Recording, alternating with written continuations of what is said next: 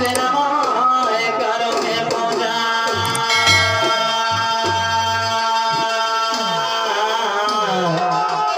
हरि कृपा करो हरि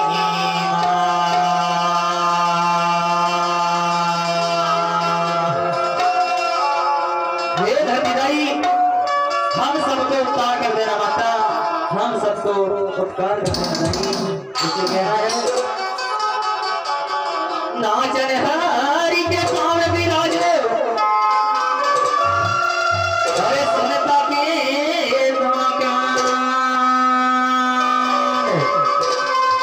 अरे देखैया मन के नैन मेरा जाई अरे भक्ति गवैया के वाणी मही जबे माटी मार महेतारी बधाई अरे माटी मार महेतारी माटी मार महेतारी वो माता माटी मार महेतारी हे धरती राई उपकार कर देना माता हम सबको उपकार कर देने से कहना है माता और पिता की बहुत कोमल हृदय होती है माता और पिता की बहुत कोमल हृदय होती है क्योंकि पिता का चाहे समय कठोर हो जाता है लेकिन माँ की हृदय कभी कठोर नहीं रहती है फिर लड़का चाहे अंधा हो लंगड़ा हो लुगड़ा हो लेकिन माता अपने बेटा ही बेटा का भी पुकारता है इसलिए कहना चाहूंगी माता पिता को माटी सब कारण हारा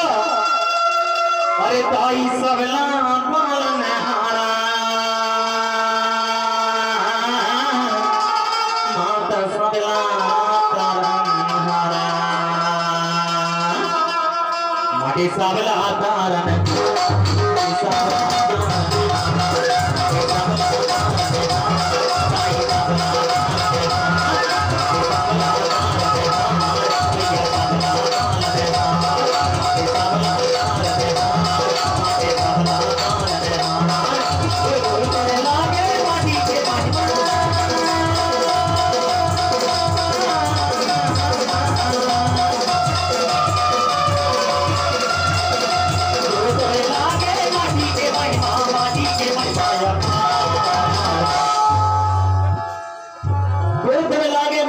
महिमा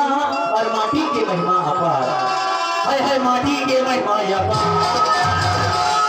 ये हमार माता पिता के महिमा अपार हमारी दाई के महिमा अपार माटी साबला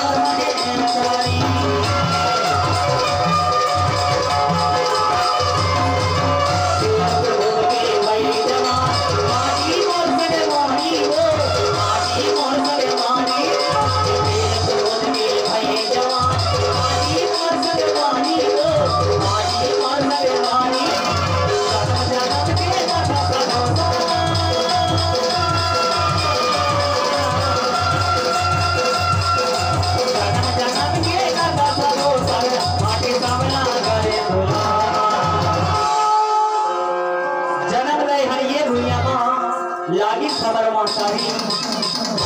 और खेल कूद के भये जवान माटी मोर संगवारी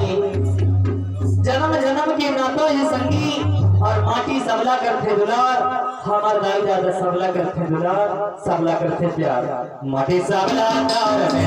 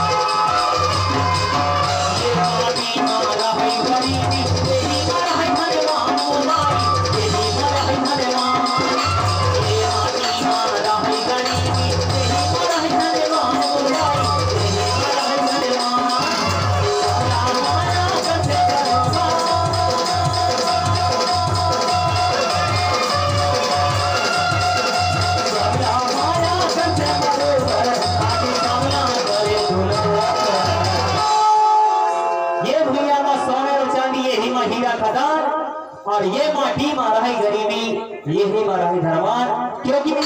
माता के गोदी में अच्छे हो बुरे हो सब कुछ यहाँ पर जन्म लेता है। और यही धरती माँ, जन्म देने वाली धरती माँ अपनी सहर और शक्ति, अक्षर वेदों की सहर और शक्ति करती, इसलिए हे धरती माँ हम सबको तार का देश लेना है। माटी सबला तार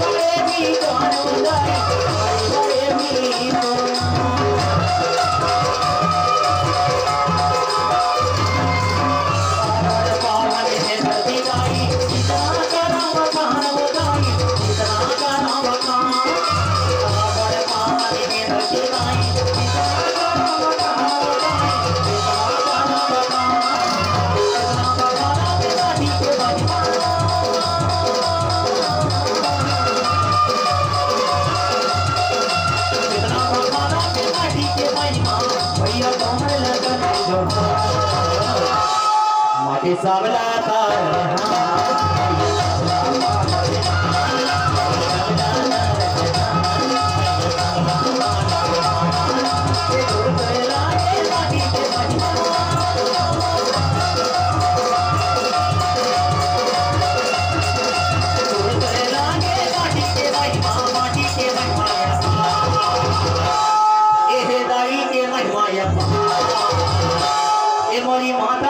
माया माटी सबका